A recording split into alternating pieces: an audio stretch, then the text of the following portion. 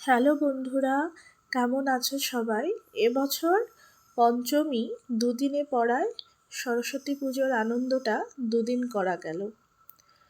প্রথম দিনই গেলাম আমার গানের স্কুলে, যেখানে আমি ছোটোর থেকে গান শিখেছি।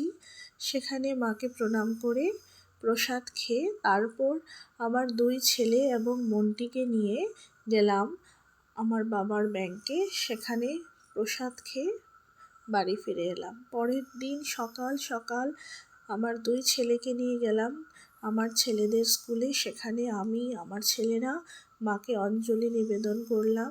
তারপর ভোগ প্রসাদ খেয়ে দুপুর দিকে মন্টি এবং আমার মা, আমার দুই ছেলে, মন্টি হচ্ছে আমার বাড়িরই এক সদস্যই বলতে পারেন, আমার অ্যাবসেন্টে যে আমার ছেলে এবং আমার ছেলেদেরকে এবং আমার বাড়িকে দেখে রাখে, আমরা সবাই মিলে আমার স্কুলে গেলাম, আমার কর্মের জায়গা।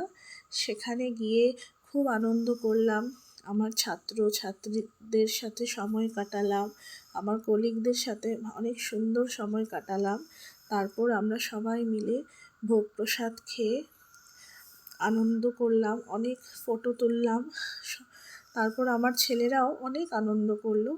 তারপর ভোগ প্রসাদ খেয়ে গল্পগুজব করে তারপর বিকেল দিকে বাড়ি ফিরে এলাম। সত্যি এবারের পুজোটা খুব আনন্দ করে কাটালাম।